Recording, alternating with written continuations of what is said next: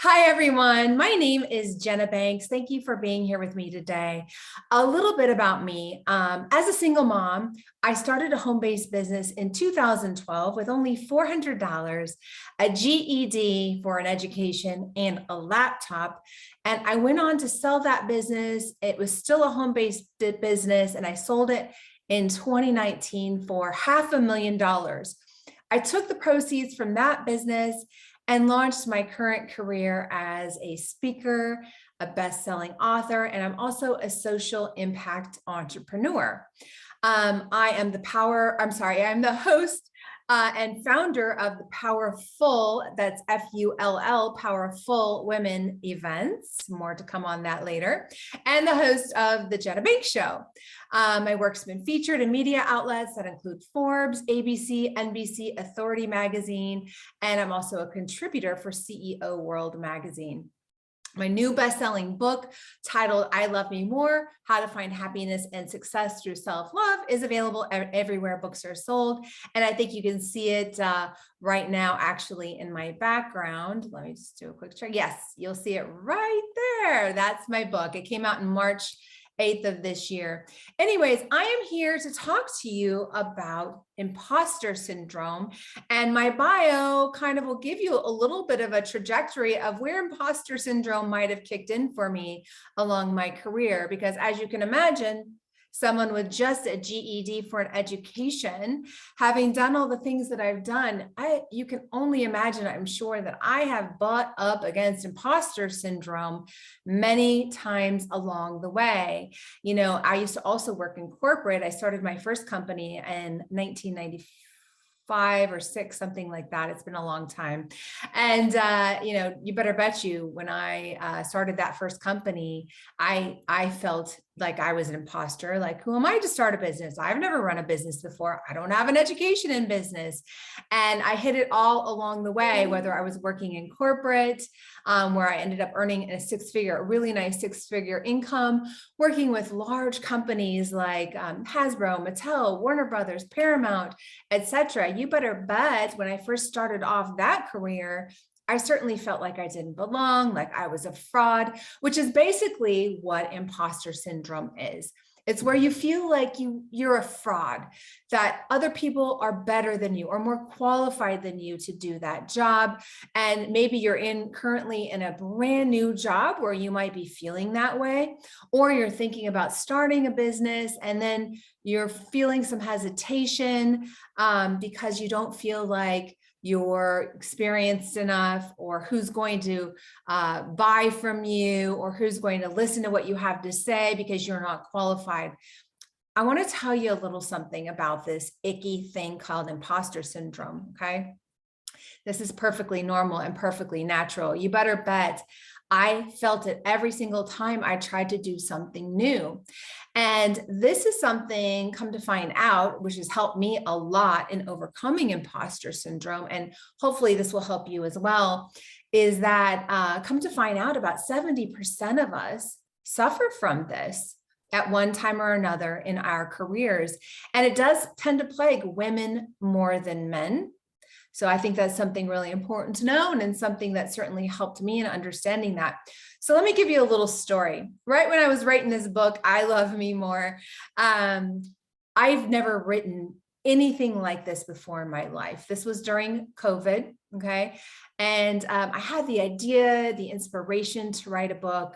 I knew I wanted to call it I Love Me More. I knew exactly what I was going to write about. That was the whole thing that inspired me to write the book in the first place. I had this idea. I knew the content. I just needed to now write it down. Well, you better bet the moment that I sat down to start putting pen to paper, I started doing a little research, reading other people who've written about self-love, or written other, on the topic of self-love. And I'm doing my research and I'm saying, oh my goodness, there's so much out there. Nothing exactly like what I was going to write, but certainly I was comparing myself to other people who had written on the subject of self-love before. And I thought, wow, people can write so well, right? Who am I to write a book? Started coming up in my head. I don't have a writing background. I don't have a college education even? Who's going to want to read what I have to write? And that's when imposter syndrome started kicking in big time, y'all. And, I was very fortunate because right around the time that I started feeling that way, which could have hindered me from actually ever writing the book in the first place, which was, I was so hugely inspired to do, but that imposter syndrome was stopping me from doing the actual writing. I was very fortunate enough to have had lunch with a friend a couple of days after that started kicking in. And she asked me how it was coming along. And I explained this situation that I was coming up against. And she says, Jenna, don't compare yourself to anyone else. Listen, the world needs to hear what you have to say. Your story is unique to you. Your experiences are unique to you. Your way of looking at the world is unique to you. And we need your perspective. And that really hit me because it's true. We really are so unique. We really are so special in our lens, our perspective of the world. Nobody out there has had all the same experiences that you have. And you have something truly unique to bring to whatever it is that you're trying to do, whether it's write a book or start a new job, try a new career. Like no matter what, you're going to bring to that job or that task or whatever it is, your unique experiences. And that position or that task needs your unique experiences, because if everyone came with the same skill set and the same perspective, things would all be done the same. And how would new innovations happen? How would anything different happen? Maybe you bring something creative and new and fresh to the table that's never been done before. So I looked at it from that perspective and thought, you know what? No, I'm going to go with my gut. I'm going to go with my inspiration. And that's it. I'm not going to compare. I'm going to value my uniqueness and go with that. And that really was a game changer for me when writing this book. But I want to give you a little bit more information on a little bit more about imposter syndrome and who it affects. So it tends to affect those who are highly capable perfectionists, high achievers. Do you relate to that? Do you consider yourself ambitious and a bit of a high achiever? Maybe a perfectionist? If so, you are more than likely to experience imposter syndrome than those who are not. So maybe that little tidbit will help you too. And also there's something called imposter cycle, where it happens when you start a task, either with intense over preparation or with procrastination, followed by some really frantic planning. And then when you finish that task successfully, you feel a bit of relief from it, but then it starts all over again when a new task comes along and it triggers those feelings again of anxiety and doubt and just not feeling like you're up to par. So this can also be a vicious cycle, which can be really depleting and draining and take a lot out of you and take a lot out of the job that you're trying to do. It keeps you from being in your full positive energy. So that's something that can plague those of us who deal with imposter syndrome. Also, something to note here is that it has been reported to have been felt by some very famous people you probably are well aware of, such as Albert Einstein. He actually suffered from imposter syndrome from time to time. Athletes like Serena Williams, Jennifer Lopez has felt imposter syndrome, Natalie Portman, Tom Hanks. So you are not alone if you've ever felt like a fraud. These people have as well. Something else really important that I wanted to tell you about is that most people who feel imposter syndrome don't talk about it. They're kind of ashamed about it and tend to feel, there's something, it feels like something they want to hide from. And so if you feel like you're scared to talk about it, no wonder why you might not be aware that most people feel imposter syndrome from time to time, because no one wants to talk about it. And when no one talks about it, no one shares that, hey, we also have these feelings. And then You don't know. And then you feel alone in that, which is why it's so important to share these things and be transparent and be vulnerable, which is part of what I am currently setting up to do with my Powerful Women brand that you'll see in my background here.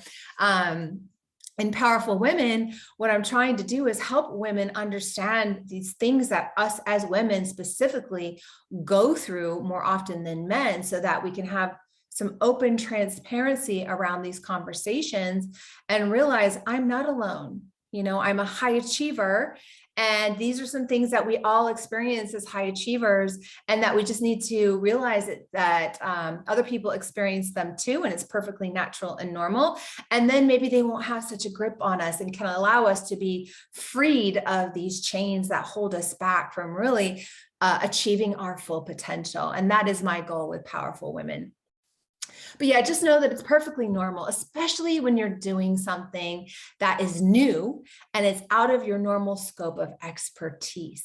So feeling like a fraud under these types of situations, perfectly normal. And it happens actually to me almost every single time I push myself out of my comfort zone. When I started each and every business, I felt like that. Of course, when I went to start writing my book, talk about becoming a speaker. Oh my goodness, that's almost every person's biggest fear, is getting on stage and speaking in front of a bunch of people. I didn't know that almost every single person on the face of the earth, that's their biggest fear too.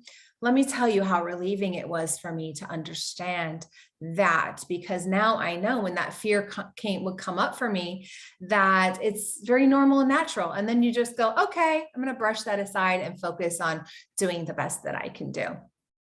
So here are some little tips. Really, you want to just separate your feelings when this comes up, when you're feeling like a fraud, or you're feeling like you're not good enough, or like comparing yourself to others. Just separate yourself from your feelings from the reality. So basically, if you know that you're prone to feeling this imposter syndrome, and that most of us are, that you can mentally prepare for it. Right. So let's say when you do go to start something new, let's say now maybe you're inspired to start that project or that company that you've been wanting to start, but we're worried that you might be a little bit of a fraud to do so. Now, maybe you can go into it mentally prepared, knowing that you're going to feel that, so that, when it comes up, you can brush it aside, and just be ready to observe it when it comes up and respond to it before it happens. Realize that it's just, an emotion. These are just emotions, and emotions are not necessarily reality. It's just a feeling. You don't have to heed them. What I like to do with emotions is I just observe it, feel it, but don't attach any kind of action to it. Let it be what it is. Don't react to it. Just better, to just be still, sit with that emotion, don't react, and then you can make a more clear-headed response based on where you're trying to go, based on your goals and what you're trying to achieve. And remind yourself, you are capable of success. Look back and think on all the successes that you have had in your career and how you've done it in different ways. And you can do it again. And don't put that pressure on yourself, though. Just believe in yourself. Also, I would like to point out about the thing I was mentioning earlier about comparing ourselves to other people. We have to stop doing that. You truly are one of a kind. You are not like anybody else. And that means we can't compare ourselves to anybody else and what they're doing, because no matter what, you want to be unique. You want to be your authentic self. You will never compare, and you should never want to compare. So trying to do that is just a losing game. So don't measure yourself by other people's achievements. So that is one major tip I'll give you. And we do it kind of unconsciously as well, but just recognize when you're doing that and realize it doesn't serve you, and it's not based in reality either. You're never going to compare to anyone else. And that's not a good or a bad thing. It just is. Everyone's different. You're different. Appreciate your uniqueness and focus on that. All right, here's a big one. Perfectionism, you got to let it go. This is really big. This was big for me. You know, I had a huge epiphany back in, I want to say it was maybe like 7 years ago or so. So I had started my company, maybe like 2015, 2014, something like that. So I started my last business that I sold, the one that I sold for $500,000. I started it in 2012. So around 2014, here I am trucking along. I was working really, the business started growing and I was getting great clients. And these clients were sticking with me. They were very loyal. So as my client base grew and nobody would leave, my workload started getting busier and busier. I found myself working 10, 12-hour days, hardly taking a break on weekends. Vacations were working vacations. And I thought, my God, I need to scale. I need to add people. And I tried to add at least one person at that point, but it failed. And I was thinking, wow, what a waste of time. I had spent months training this person and all that was out the window. And something happened that changed my life forever. And I'm going to share it with you now. And it has to do with perfectionism. I am a huge fan of Shark Tank. I don't know if you are, but I've been a fan for years, and probably because I am an entrepreneur. But there was this one episode where Barbara Corcoran said something that changed my life forever. So there was an entrepreneur that had a really great product, but she was a single woman company. And the product was very awesome and all the sharks were interested. And Barbara was very interested, but she said to the entrepreneur, look, you have a great product, but I am not going to invest in you. And here's why. Because you are too worried about perfectionism. And then she went on to tell this story about how once upon a time, back before her enterprise blew up, she was in the same boat. And she was very much a perfectionist. And what happened was she realized, I don't remember how she realized this, but she realized that her perfectionism was holding her back from scaling.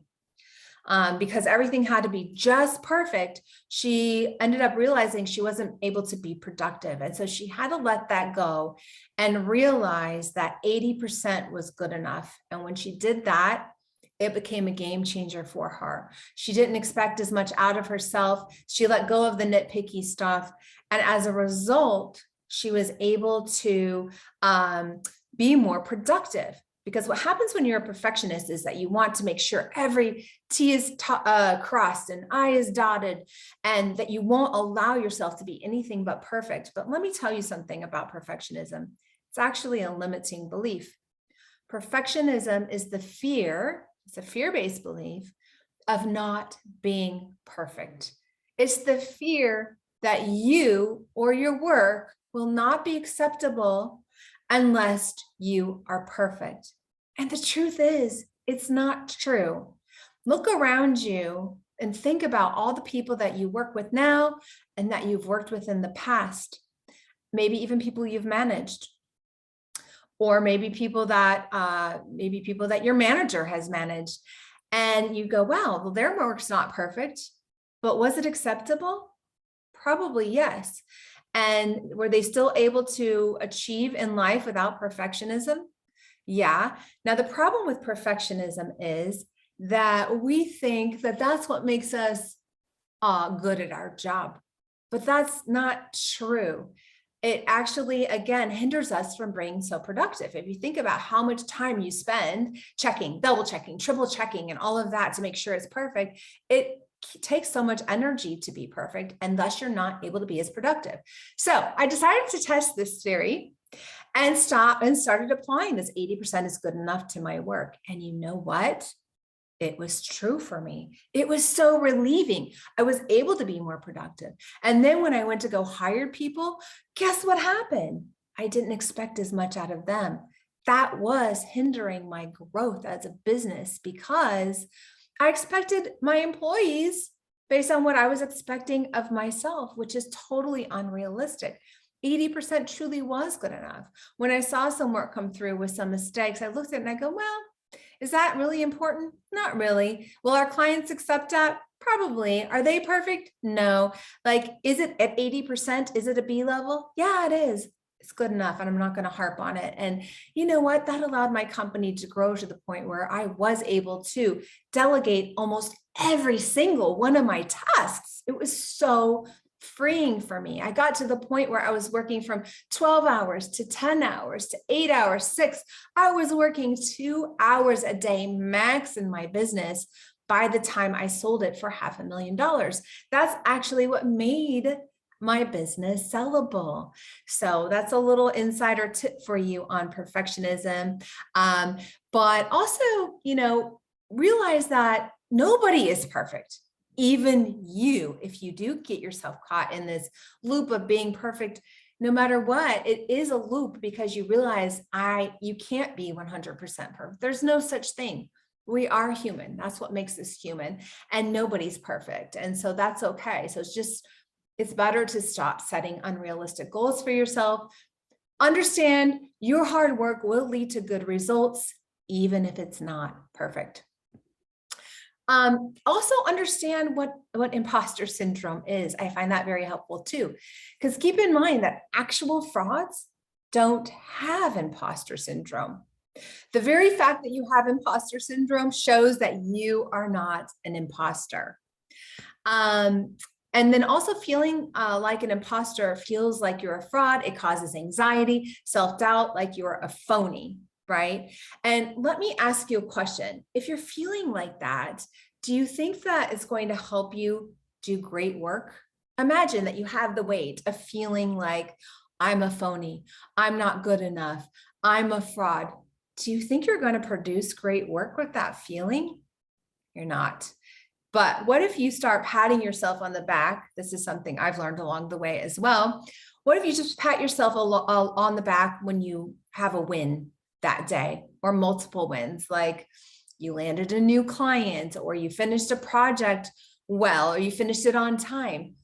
How about stopping to just appreciate yourself for the things that you do accomplish? And literally, I mean it, like stop, take a moment and say, good job. Trust me, it sounds cheesy, but I started doing it and it also was a game changer for me. Why? Because it lifts my spirit. It actually helps me do a better job on the next thing I'm doing and the next thing I'm doing. And guess what? That is going to help you do better work, not feeling like a fraud. So it's better all around just to drop that old feeling. Okay. So hopefully this advice I've given you today will help you realize that imposter syndrome has no place in your life at all. There's no good that comes from it. It's perfectly natural and normal. Nothing to get upset about if it pops up.